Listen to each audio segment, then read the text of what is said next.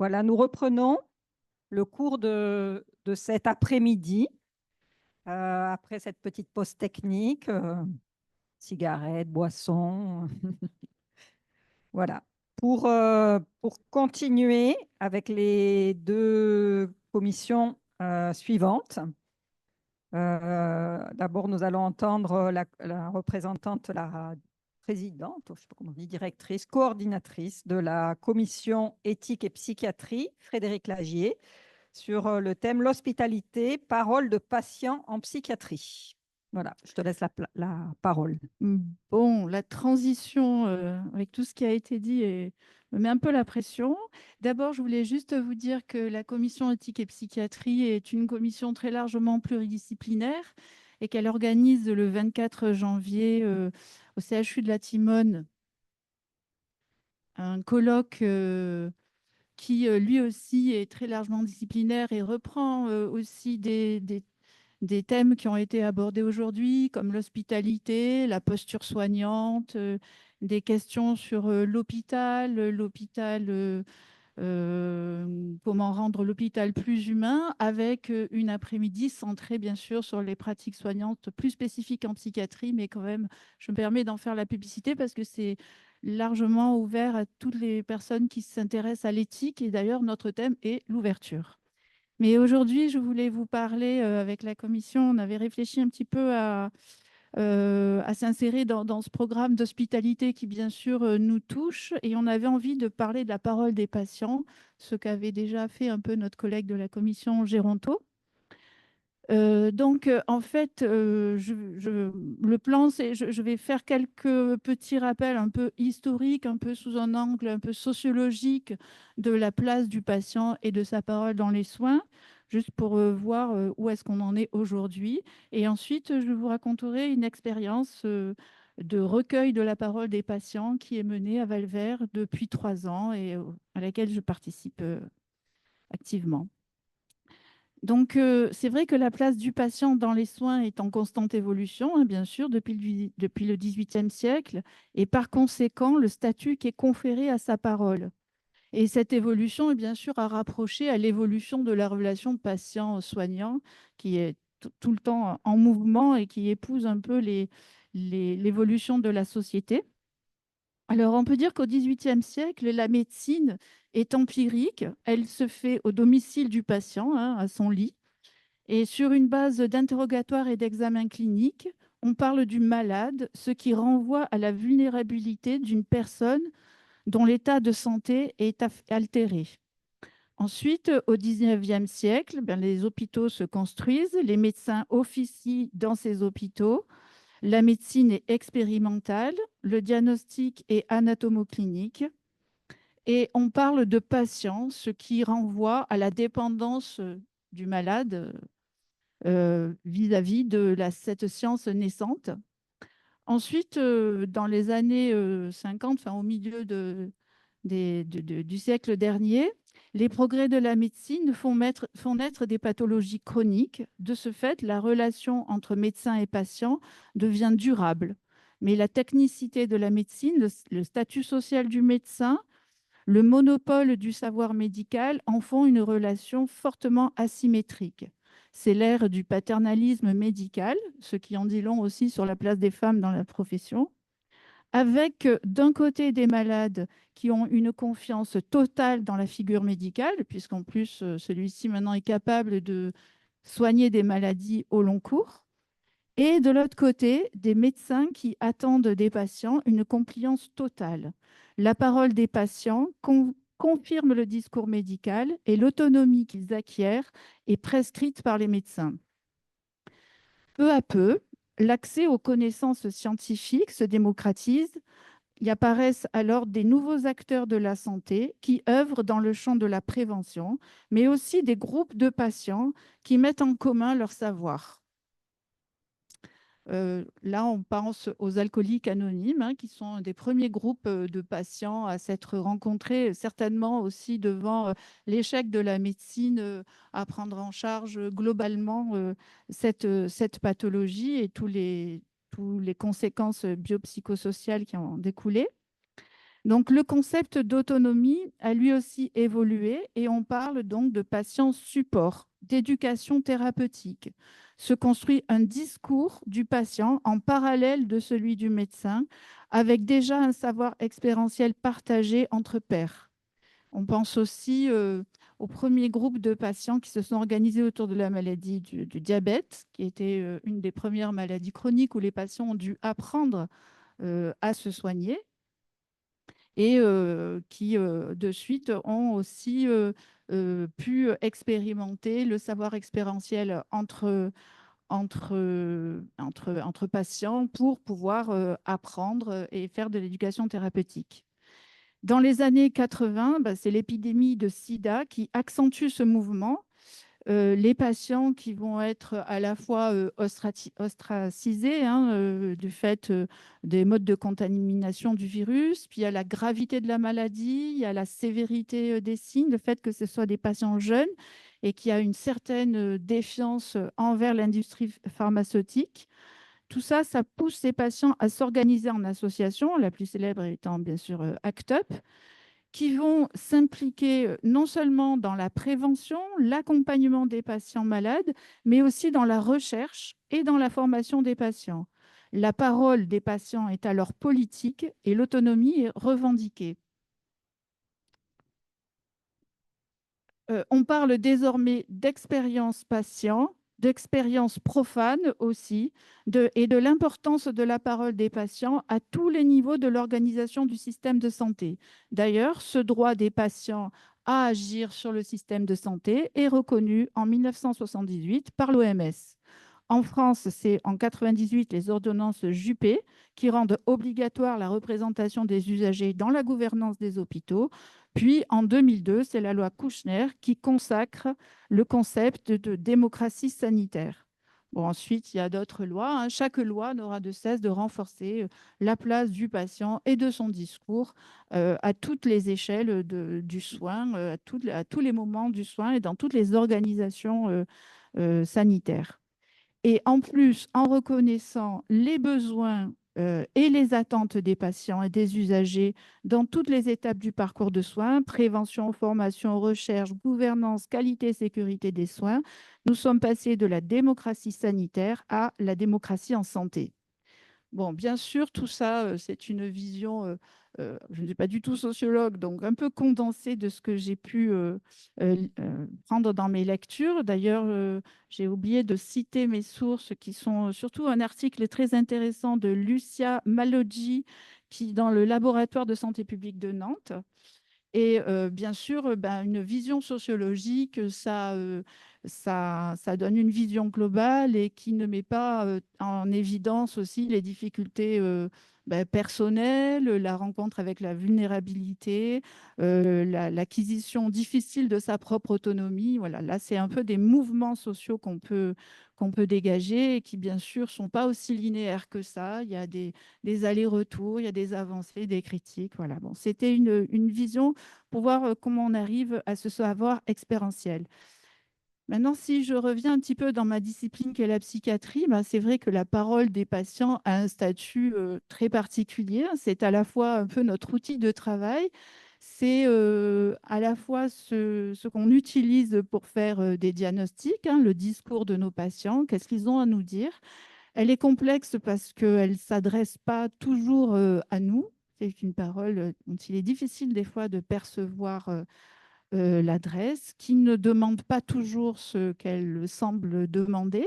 Ça, c'est tout le métier aussi d'essayer de comprendre qu'est-ce qu'on nous demande et qu'est-ce qu'il y a derrière tous ces mots. Et puis, c'est une parole qui peut être aussi un peu vite disqualifiée puisqu'elle peut être apparentée à des symptômes. Et donc, c'est difficile. Il y a Sébastien Saïta, qui sera d'ailleurs un orateur du colloque du 24 janvier, qui a écrit un article après une observation dans un service de psychiatrie et il a parlé du brouhaha de la parole qui est faite de beaucoup de demandes, d'attentes, de frustrations, qui exprime beaucoup de frustration. Et donc, il ne suffit pas d'être un soignant en psychiatrie pour arriver à décrypter cette parole. Et on a donc besoin de lieux très précis pour recueillir ce que dit cette parole. Et on est organisé d'ailleurs autour de lieux très précis, des réunions communautaires, puisque la vie d'un service en psychiatrie est largement communautaire, contrairement à un service hospitalier classique où les patients sont chacun dans leur chambre avec des temps communs assez restreints. Mais peut-être ça a changé, hein, je ne sais pas d'ailleurs. Voilà, donc je voulais vous parler d'une expérience qui s'est mise en place depuis 3 ans au centre hospitalier Valvert. Ça s'appelle le groupe Débat. À Valvert, nous sommes préoccupés par la question d'une moindre coercition dans les soins, puisque la psychiatrie peut être aussi pourvoyeuse de restrictions de liberté, liberté d'aller venir. Voilà. Donc, nous réfléchissons beaucoup à exercer le moins possible cette coercition et à utiliser en dernier recours, comme la loi le demande, un outil qui s'appelle la chambre d'isolement, qui n'est pas du tout un outil thérapeutique, hein. Ce n'est pas une prescription thérapeutique, mais c'est ce qu'on appelle une décision médicale. Moi, je ne sais pas ce que c'est, ça relève du droit, voilà, ce n'est plus une prescription. Et donc, l'utilisation, le recours à la chambre d'isolement est quelque chose qui est très problématique à la fois pour les patients, pour leurs proches, pour les usagers de la psychiatrie, pour les soignants, pour tous les professionnels. Et en tout cas, c'est un questionnement. Donc, on avait besoin de mener une politique vraiment plus centrée sur cette question pour diminuer son recours. On a mis en place des groupes de travail, dont un groupe qui s'adresse aux soignants et aux patients de l'établissement pour parler de cette question. Donc, la première année, on avait juste des affiches dans l'hôpital. Bon, c'était une fois par mois, un rendez-vous de 2 heures. Et l'affiche disait « La chambre d'isolement, on en parle ensemble ». Et puis, on a recueilli pendant 1 an donc tous ces témoignages. Et au bout d'1 an, on s'est dit, on ne peut pas arrêter, mais il faut quand même qu'on s'organise un peu parce que c'était assez difficile et on avait envie d'avoir des perspectives. Donc, on a décliné tous les thèmes qui revenaient toujours dans cette question pour en faire un véritable programme de rencontres débat. Donc, on a traité la peur à l'hôpital, les violences à l'hôpital, les prescriptions médicamenteuses à l'hôpital, les enjeux de pouvoir à l'hôpital. Tous ces thèmes ont été décidés collectivement, hein, patients et soignants. Et je vais vous raconter juste le déroulé d'une seule de ces rencontres. Donc, ce qui est important, c'est que nous sommes... Au début, nous étions 3, maintenant nous sommes 5 référents de ces groupes débats. Donc, il y a la documentaliste de l'hôpital, une psychologue, un cadre de santé et les 2 médecins. Nous sommes référents, ça veut dire que nous préparons un petit peu, nous assurons la diffusion et puis le recueil des notes pendant la réunion. Ces réunions sont des groupes de travail, hein, ce ne sont pas des groupes de parole. Donc, elles sont présentées en tant que telles. Elles se déroulent dans la salle des instances de l'hôpital, qui est la salle où se prennent toutes les décisions de l'hôpital, où se tiennent les CME, les collèges médicaux. On voulait un petit peu faire entrer aussi les patients dans cette instance et asseoir un peu le poids de leurs paroles autour de cette grande table un peu impressionnante pour nous tous, hein. Donc, c'est une fois par mois, ça dure à peu près 2 heures. Il y a en général une quarantaine de patients, une quarantaine de personnes, dont un bon tiers de patients. C'est assez variable. Nous avons un petit rituel. Donc, comme nous avons un thème, un de nous a préparé un exposé introductif qui énonce quelques concepts, qui pose des questions et qui essaie d'ouvrir un peu la discussion. Ensuite, le patient référent, j'ai oublié, le patient référent du groupe expose les règles de la discussion éthique, hein, dont nous nous sommes inspirés en fréquentant l'espace éthique, à savoir que la parole est libre, qu'elle doit circuler librement et de façon, enfin, en respectant un peu des temps de parole pour tout le monde. Là, c'est difficile, hein, à 50, c'est des fois un peu difficile, mais pour pas que certains la monopolisent.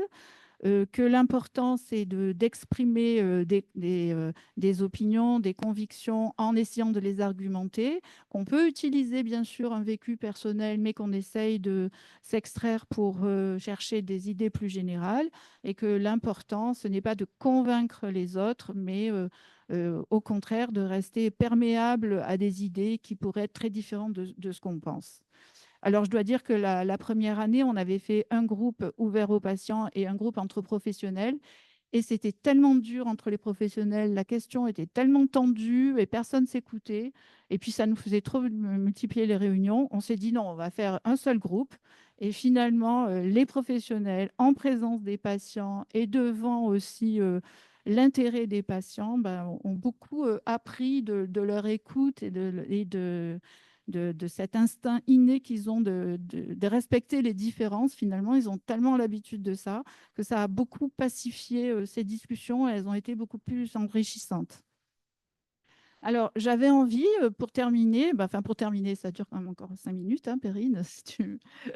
de vous lire texto toutes les... J'ai pris une des réunions de ce groupe de travail. Et j'ai recopié tous les textos, toutes les paroles.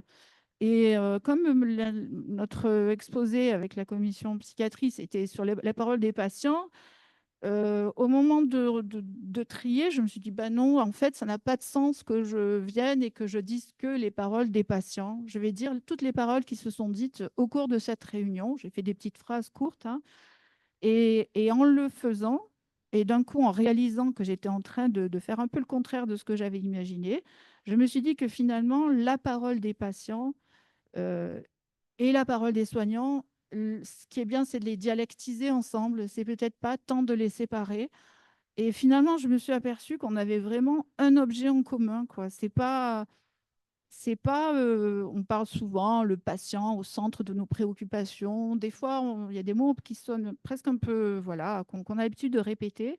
Et là, j'avais l'impression qu'au contraire, c'était patients et soignants qui pouvaient tisser quelque chose de l'hôpital, de l'hospitalité de l'hôpital.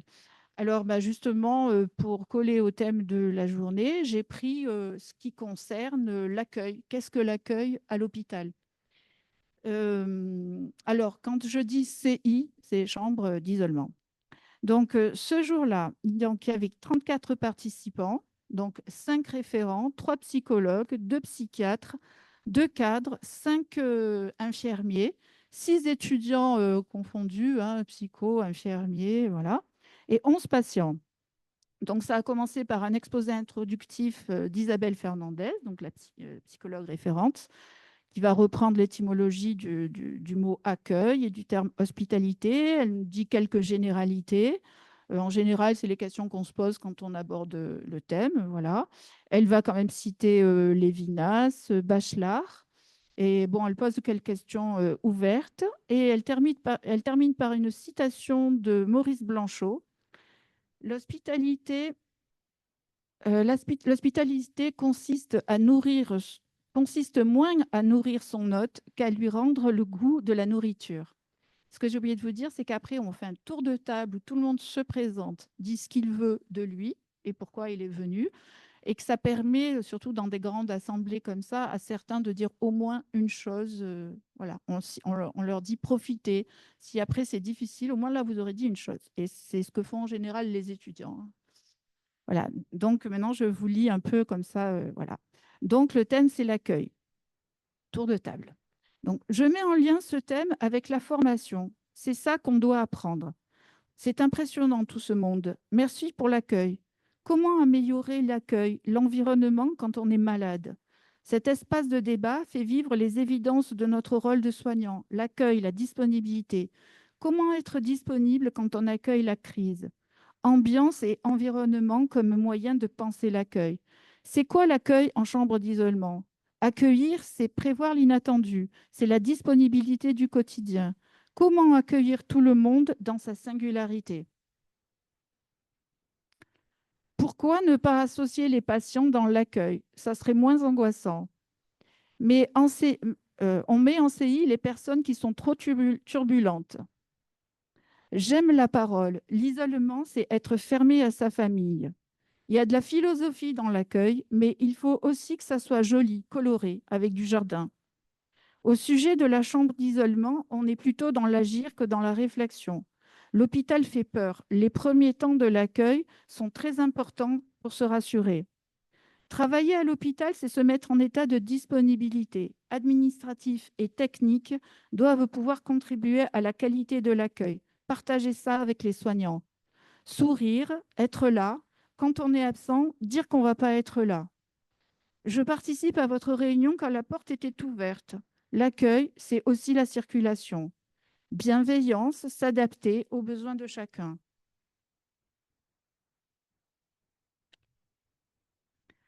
On fait un journal au Tilleul, ça participe à l'accueil. Les thèmes sont libres et il n'y a pas de censure. C'est l'accueil de la parole.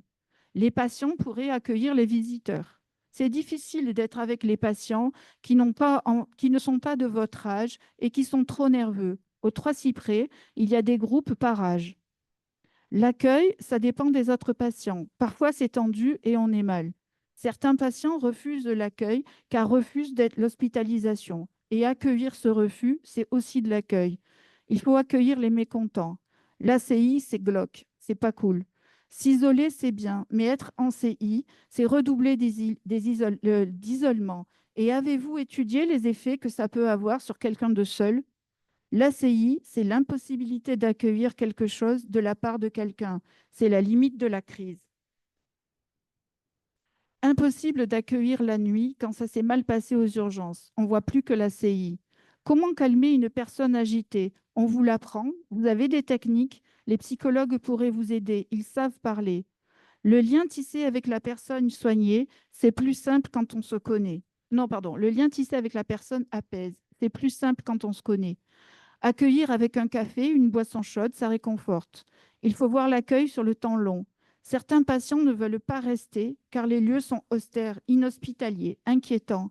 Le café permet aussi d'accueillir les familles. On accueille à la socio, c'est un accompagnement, une attention portée à l'autre. Même dans la répétition, on a besoin d'être accueilli.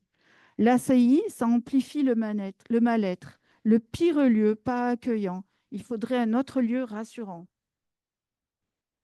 L'accueil en CI, c'est pire. Ça dégoûte de l'hôpital. C'est la double peine. Il est inhumain d'appréhender une personne qui souffre, qui a perdu tous les repères dans la pire condition, à savoir l'ACI, un lieu sans fenêtre comme une cellule de garde à vue. Les soignants sont embarrassés face au refus de soins. Étant passé par cette douloureuse expérience, j'insiste sur l'importance de la première hospitalisation, déterminante sur les symptômes. Importance du suivi après par un professionnel dans l'empathie et avec une bonne mémoire. Mais on doit être informé de notre pathologie et des soins qu'on est en train de nous faire. Il faut toujours des entretiens pour comprendre, s'informer sur son état et tout faire pour éviter à tout prix cette fameuse CI. J'insiste car c'est très important. Le fait d'avoir des bouffées délirantes, ça aggrave les crises et on a l'impression qu'on veut entraver notre mission. On est tous différents et on ne veut pas tous la même chose. Il faut du temps pour qu'il y ait une rencontre.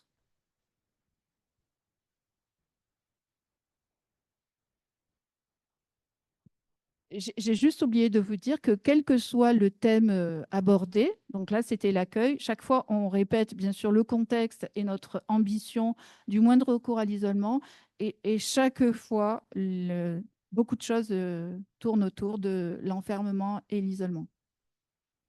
Ben, merci de ce partage, ces travaux. Enfin, je pense que maintenant, c'est devenu presque une habitude pour ceux qui viennent. euh, un rendez-vous qui est attendu. Ouais.